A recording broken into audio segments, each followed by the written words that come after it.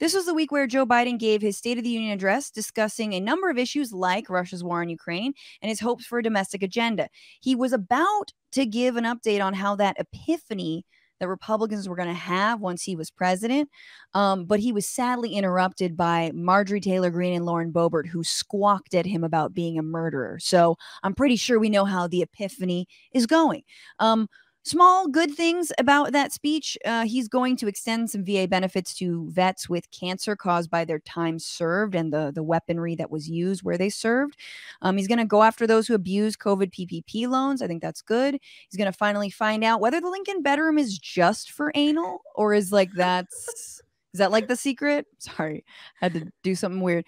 But overall takeaway, you got to know, he talked about the war without actually making it all universal about refugees, about war in general. It was just, we're gonna defend Europe. It was very a lot of that. And he also talked a lot about his domestic agenda, but he did not mention a single time Build Back Better, which, as we all know, was his fucking slogan for his presidency, his campaign. And it's the title of his signature piece of legislation, and it's being held up by other Democrats. So I was really struck by that. And I don't know if, Nomi, you were able to watch at all, but I guess I'm wondering, like, what do we think about the fact that, like, this is kind of a rehashed speech? He's talking about all the things, whether it's universal pre-K, whether it's like climate provisions, whether it's paid family leave and home care. Money for home care workers, all these things, but he's not actually selling it. What does this mean? Is this gonna ever happen? Well, that's exactly it. It's like he's really good at selling things, but not delivering them. And there's always somebody like, by bar, and the salesman's like, you're trying to negotiate a deal, and you get the number down. The salesman's like, I don't know if I can do it. Let me go ask my manager. And the manager's like, you can't do it. And he comes back, I'm so sorry. My manager says that Joe Manchin and Kirsten Sinema are the manager. And Joe Biden's like, I'm the good guy. I'm pushing for this.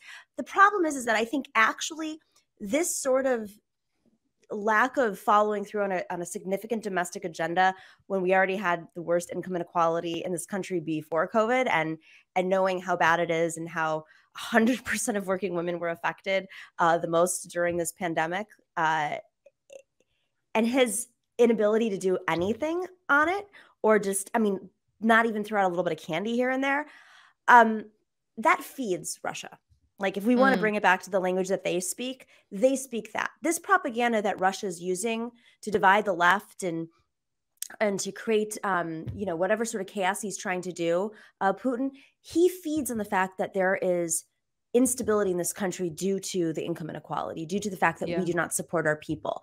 And so I'm not all about bashing Democrats in these types of moments, because, we really do have to get what we need. The primary season's over. With that being said, if there's nothing that's done, we are basically delivering a larger opportunity for other tyrants around the world to take hold of our democracy, which is really on the cusp right now. Or our own tyrants, right? I mean, this is, as I call it, kind of like sleepwalking into fascism. Like, if you don't, look, what we think of Stewart is divisive. We had Andy Kindler on last week, and he was like, I hate Jon Stewart. But Jon Stewart did say something really great, which was the ineffectiveness of Congress is how you get demagogued. It's how, like, Trump comes in and is like, well, I'm going to fix it.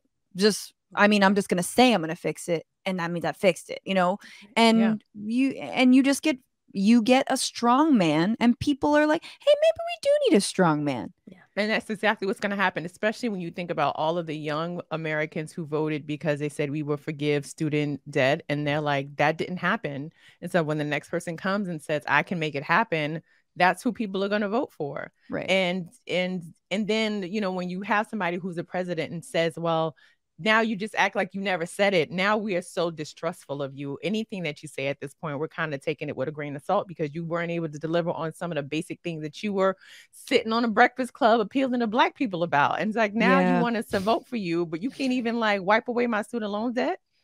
Yeah, nothing on that. And I think, one of those, in terms of throwing the young vote and also voters of color under the bus, this was, I think, perhaps the most egregious moment, and I apologize. But we got to cover it, you know, which is where he talked about defunding the police as if that were even a mainstream idea, as if that we're all talking about it. Basically, he's fighting on Republican terms. Here he is. He sort of lists a bunch of what he calls solutions to policing, and we can get into whether they actually are or not. And then he says the magic fund the police moment. Proven strategies like community violence interruption, trusted messengers, breaking the cycle of violence and trauma, and giving young people some hope. We should all agree the answer is not to defund the police. It's to fund the police. Fund them. Fund them.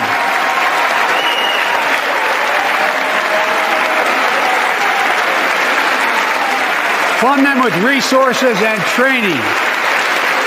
Resources and training they need to protect our communities. Resources, more training. More training. We just train it all away. Hey, has he heard about the number of like officers involved in their in spearheading their own racial sensitivity groups within, like, I believe it was the NYPD, who then turned out to be sending racist ass text messages to all of their friends, like the internal message chains? Like, there's so many cases like that. How much more money do you need? Can we take one thing away? How about the guns? You can have all the training, but no guns. How about that? But see, that message right there is for it's a dog whistle for that voter who's in the middle, who could vote either way. And so this is the thing that they feel like people need to hear in order for them to vote for them. And the problem is that I'm from New York. The NYPD's police budget is bigger than Ukraine's military budget. Right. That's right. Right. And so, you know, we have police in schools. We have police every single place. You know, there's one in my room right now. Of course. Like, they're fucking everywhere. Yeah. Even during the pandemic, Governor Cuomo at the time hired like 500 more police to like be in the train system. And that money could have actually gone to housing the unhoused during a pandemic. And so when we talk about defunding the police, people hear we don't want police. And also, let's just nip this in the bud. African Americans are traditionally very conservative. And if you ask most African Americans, especially boomers, they do not want to defund the police. They want a police presence because they deal with environments that have high crime. And so to make it seem as though we want this lawless land where anybody could just come in here like a cowboy and shoot them up, bang, bang, is a myth. And that is a part of the propaganda that has been pushed so successfully. And so when we even say defund the police, it's not about getting rid of all police. For some it is, and that is a minority, but it's saying, look at the billions of dollars that you're spending, giving these people X amount of dollars, X amount of overtime to just hit people in the head when they just go out and protest a police killing a kid. That is the problem. And then you have them clocking out and retiring at the height of that overtime. And now they get paid that for the longevity of their life. And that pension is super fat because they got to knock around some kids on some overtime who are protesting them beating and killing other Black and brown kids. And so that is a cycle that we need to break. We need more social services. We need more training, as in we need a higher marker for who can become a police officer. Yes. Because I'm going to tell you something.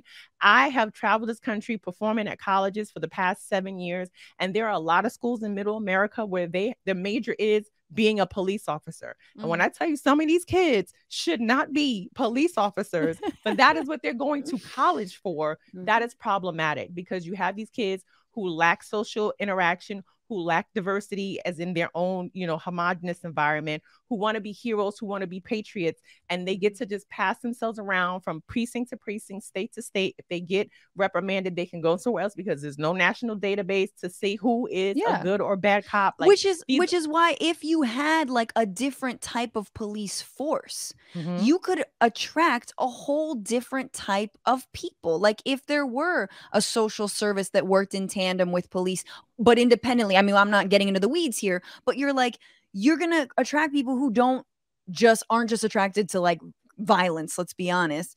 Well, it's just like how you have beat cops and you have detectives. You should have beat cop detectives and like social mental health services. workers. Exactly. Yes. No, and by the way, let's remember the recruitment for cops right now is way down. They're having such a hard time. So what happens?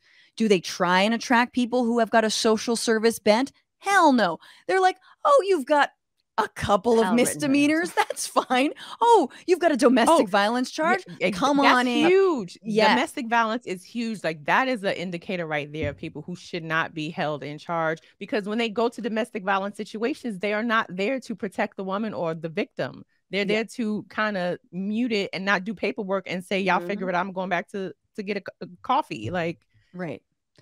We got to be investigated by the FBI. One more thing. This is the thing that drives me crazy.